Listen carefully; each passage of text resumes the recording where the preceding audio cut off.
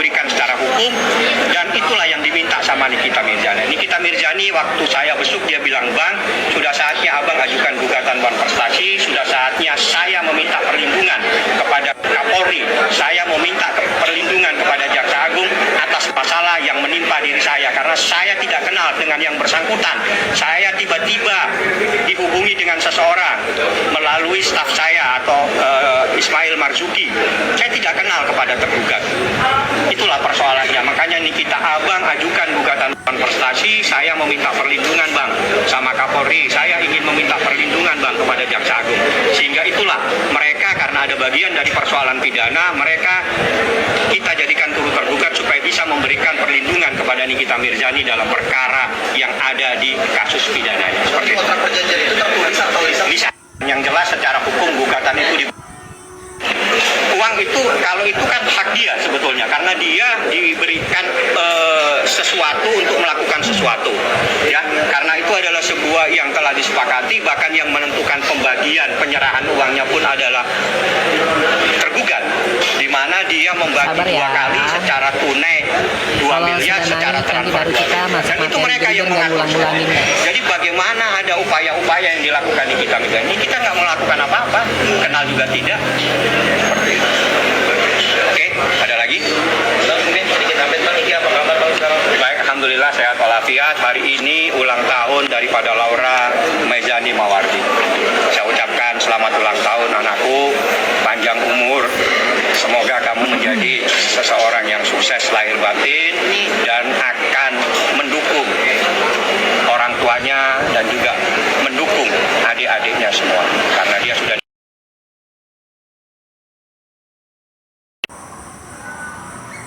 18 tahun. Ya, itu yang saya tahu dari Nikita Mirzani, bahwa informasinya hari ini dia ulang tahun Laura. Uang itu, kalau itu kan hak. Bahwa informasinya hari ini dia ulang tahun Laura menjadi 18 tahun. Nah, kedengaran nggak suara saya guys? Kedengaran atau kedengaran suara jangkriknya aja?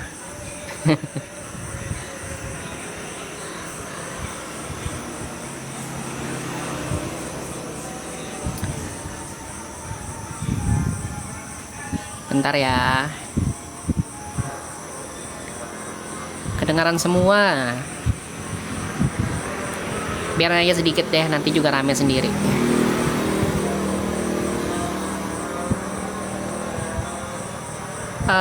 Oke. Nah, assalamualaikum warahmatullahi wabarakatuh. Selamat malam, shalom ya untuk rekan-rekan semua. Selamat datang di siaran live streaming Netizen Channel. Nah, walaupun kita sedikit tapi kita tetap semangat ya guys untuk ngebahas kasusnya Nikita Mirzani dan Reza Gladi. Saya yakin kalian semua tentunya antusias dan selalu memiliki rasa ingin tahu yang besar ya. Bahkan mungkin sudah memiliki masing-masing opini. Ya, suara jangkriknya merdu. Nah, dan itu wajar ya guys, karena kita hidup di era modern, era digital, dan era media sosial ya. Jadi era keterbukaan informasi di mana-mana semua orang bisa bersuara, bisa menyampaikan opininya, bisa berekspresi ya. Jadi bisa macam-macam lah, artinya kita, kebebasan kita sebagai masyarakat Indonesia dilindungi oleh Undang-Undang Dasar 1945. 4 hari lagi akan KP21. Kita tidak bisa berandai-andai ya guys. Nah, nanti kita akan ada sesi tanya jawab ya.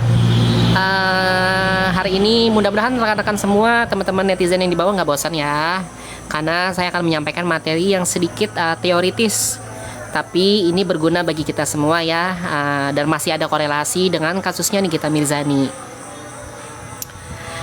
Nah, kita kan hidup di era digital ya guys, era keterbukaan informasi, kita semua bisa bersuara, bisa membuat VT, bisa macam-macam lah, bisa berkomentar ya. Tapi pertanyaannya, Bukan cuma soal kita boleh bersuara atau tidak. Pertanyaannya adalah ketika kita bersuara soal hukum, apakah kita punya dasar? Apakah kita sedang menyampaikan opini ataukah kita sedang mengambil alih peran hakim? Jadi malam ini kita akan bahas dua asas hukum yang sangat fundamental ya, yang justru sering banget dilanggar secara sadar maupun tidak ya oleh kita semua yang ada di media sosial. Jadi ada dua asas yang ingin saya bahas dan ini sangat berkaitan erat dengan isu yang hangat saat ini, yaitu tentang kasusnya Nikita Mirzani dan Reza Gladys. Jadi kita mulai dari asas yang paling dasar ya dalam sistem hukum pidana di Indonesia. Yang pertama adalah asas nullum crimen sine culpa, artinya tidak ada pidana tanpa kesalahan. Nah, asas ini mengatakan bahwa seseorang tidak bisa dipidana kecuali memang ada perbuatan yang terbukti salah secara hukum dan bisa dipertanggungjawabkan. Kemudian asas kedua, asas praduga tidak bersalah, atau dalam istilahnya itu bahasa Inggrisnya presumption of innocence. Jadi seseorang dianggap tidak bersalah sampai ada putusan pengadilan yang berkekuatan hukum yang tetap. Artinya berkekuatan hukum yang tetap itu putusannya sudah ingkrah dan tidak ada lagi upaya hukum ya. Karena seperti yang kita ketahui, putusan sidang pun bisa ada upaya banding, upaya kasasi. Itu artinya belum berkekuatan hukum yang tetap guys. Tapi jika sudah sampai titik terakhir, sudah tidak melakukan upaya hukum, artinya putusan tetap dan itu sudah sah dan bisa dikatakan ingkrah. Nah, ini bukan sekedar kalimat hafalan atau mitos ya guys. Tentunya ini adalah asas yang melindungi hak asasi manusia, bukan untuk melindungi tindak kejahatan, namun untuk memberikan nilai keadilan. Karena pada dasarnya hukum itu memberikan nilai keadilan bagi semua pihak, baik bagi tersangka maupun bagi si korban. Nah, sekarang kita masuk ke konteks ya. Kasus Nikita Mirzani dan Reza Gladys ya adalah kasus yang viral saat ini, yang panas dan jadi bahan perdebatan. Tapi seringkali debatnya ini bukan berdasarkan hukum ya guys, melainkan berdasarkan emosi, like, dislike, atau bahkan mungkin ada fenomena buzzer bayaran. Nah, sebagian mengatakan Nikita Mirzani bersalah karena ngomongnya keterlaluan, Nikita Mirzani melakukan bully, Nikita Mirzani bla bla bla dan macam-macam ya guys. Kemudian ada yang mengatakan Reza Gladys playing victim. Kemudian ada yang mengatakan ada yang hal disembunyikan. Itu head comment ya guys. Itu nggak boleh kita lakukan ya dalam dunia digital modern saat ini. Karena rekam jejak digital itu bisa diakses guys di masa yang akan datang. Nah, tapi pertanyaannya, apakah kita tahu nggak sih fakta hukumnya? Sudahkah kita membaca berkas perkaranya, bukti-buktinya, atau mendengar hasil dari proses peradilan? Kalau belum, maka kita tidak berhak menghakimi guys. Bahkan kalaupun kita melihat buktinya, kita bukanlah hakim yang menganalisa. Kita bukan pihak yang dapat mengatakan salah dan benar. Hukum itu seperti ibaratnya rumah sakit ya. Jadi rumah sakit, kita boleh menduga seseorang sakit ya saat berada di rumah sakit, tapi kita tidak boleh menyatakan diagnosis ya kalau kita bukan dokter. Sama sepertinya hal di kasus Nikita Mirzani ya. Jadi kita boleh menduga Nikita Mirzani bersalah, namun kita tidak boleh mengambil peran jadi hakim karena kita bukan hakim guys. Nah, kenapa sih asas yang saya paparkan sejak tadi ini penting dan harus kita jadikan budaya digital yang sehat guys. Coba kalian bayangkan kalau semua orang bisa divonis bersalah hanya karena viral, hanya karena opini publik, untuk apa adanya polisi, untuk apa adanya jaksa, dan untuk apa adanya hakim. Contohnya pada tahun 2022 ya, di daerah Cakung ada pengendara mobil yang diteriaki maling. Masa menghakimi dia dipukuli hingga tewas. Ternyata dia bukan maling. Nah, itu disebut dengan fenomena vigilantisme guys. Artinya main hakim sendiri. Begitu pula di dunia digital. Apa bedanya kita dengan masa yang mengeroyoki hanya karena diteriaki maling padahal belum tentu terbukti orang tersebut maling. Itulah komentar-komentar yang sekarang ini sering terjadi di fenomena digital saat ini ya.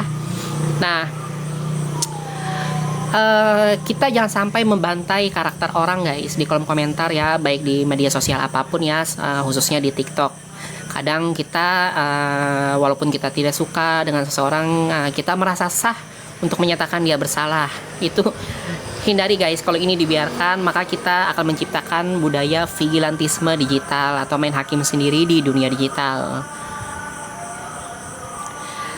Jadi poin utama kali ini nih, kita boleh guys mendukung Reza, kita boleh mendukung Nikita Mirzani, tapi kita jangan pernah mengambil peran hakim. Ya, karena hakim itu bukan cuma soal duduk di ruang sidang, tapi bertanggung jawab atas penilaian berdasarkan fakta hukum, berdasarkan bukti-bukti, bukan asumsi ya. Nah, hari ini di kasus Nikita ini kita juga menemukan fenomena ya, banyak sekali akun-akun yang menganalisa kasusnya Nikita Mirzani dengan modus edukasi ya. Edukasi hukum dadakan, mereka membahas pasal, mereka menganalisa, bahkan seolah-olah menjadi pengacara atau jaksa online. Tapi guys, sebagai seorang yang pernah mengecap pendidikan di bidang hukum, saya hanya mengingatkan ya, Google boleh membantu, AI boleh memberikan referensi, tapi penafsiran hukum butuh akal sehat guys, dan ilmu yang matang. Seperti ibaratnya mantri dan dukun bisa memberikan obat dan mengobati sakit kepala, tapi ketika kita membutuhkan operasi jantung, kita tetap membutuhkan dokter spesialis kan. Begitu juga dengan dengan hukum guys. Menganalisa kasus itu bukan cuma soal baca pasal, tapi juga kita harus paham asas-asasnya, teori, kemudian tafsir dan struktur dalam sistem hukum ya. Jadi kita di era digital ini kita harus jadi netizen yang kritis, yang cerdas, kemudian juga bisa membedakan mana yang opini dan mana yang fakta ya, dan mana yang hoax gitu guys. Nah,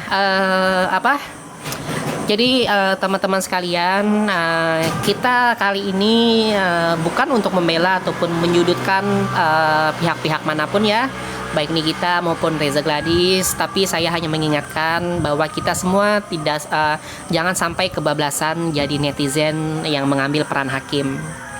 Intinya tadi ingat ya, asas tidak ada tindak pidana tanpa kesalahan. Artinya tidak ada seorang pun yang dapat dikatakan bersalah sebelum ada putusan hakim yang tetap. Dan asas praduga tidak bersalah itu bukan mitos, melainkan itu prinsip dasar hukum.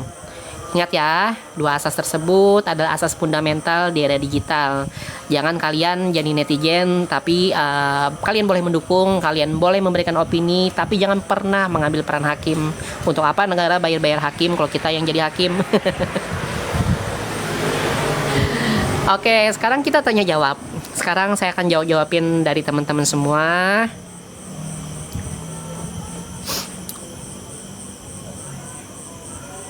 Thanks ilmunya. Iya, sama-sama guys. Mudah-mudahan bermanfaat ya.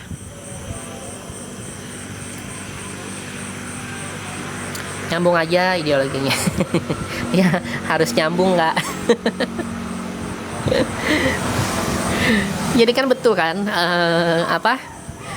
banyak orang kan saat ini kan yang memberikan analisa hukum gitu. Jadi dalam hukum itu kita tuh mengenal ada istilah tuh seni menafsirkan. Jadi mungkin Google bisa memberikan pasal, ChatGPT mungkin bisa memberikan referensi, namun tetaplah untuk menganalisa dan mentafsirkan sebuah pasal itu membutuhkan nalar, di mana itu tidak akan pernah bisa digantikan oleh mesin pencarian. Jadi sama halnya kan kita berobat, kita bisa mencari obat untuk sakit kepala di Google, tapi kan yang mendiagnosis kan tetaplah dokter. Begitu juga dengan analisa hukum, yang bisa menganalisa ya sarjana hukum, bukan orang-orang influencer yang tanpa kapasitas tapi membahas kasus hukum. Jadi makanya kalian jangan heran jika ini bersalah, ini tidak. Mereka bukan perhakim guys.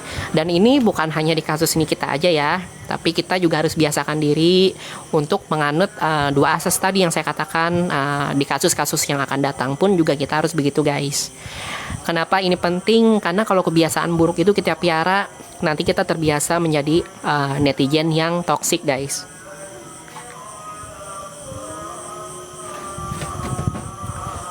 Tapi kesalahan kalian yang obsius kan, misalnya suruh bayar sama gimana. Nah, jadi apa? Kalau saya rasa ini hanya memutarbalikkan logika aja. Jadi permainan logika. Kan premisnya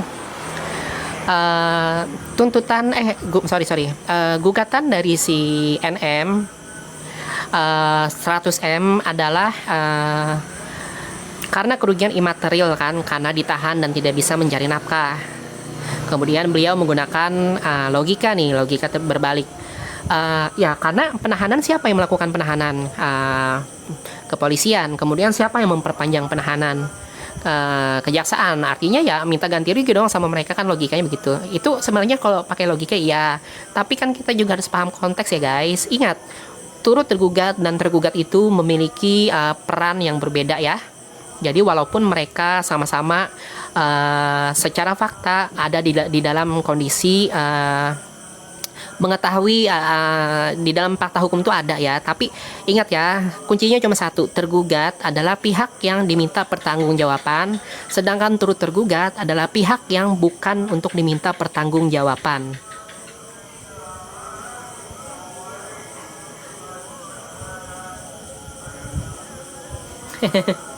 Seberapa persenkah Niki menang dalam gugatan One Prestasi? Nih,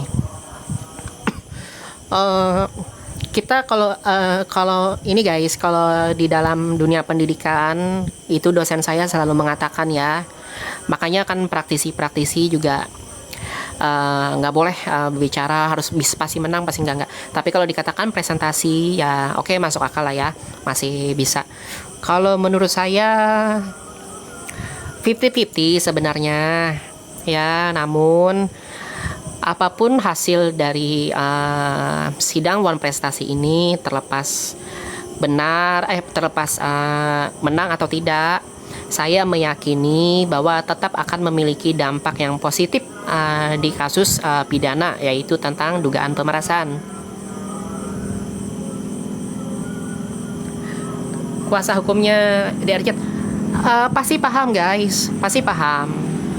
Jadi kita juga nggak boleh ya mendiskreditkan kuasa hukum, karena beliau bagaimanapun kan senior ya guys. Beliau juga saya yakin beliau memiliki keilmuan yang luar biasa. Namun satu hal yang perlu teman-teman ketahui, ketika seorang pengacara memiliki agenda pembelaan, maka di saat itu pula lah dia memiliki penilaian yang subjektif dan tidak hanya objektif. Artinya dia memiliki agenda untuk membela kliennya. Jadi apapun narasinya ya pasti untuk menguntungkan kliennya.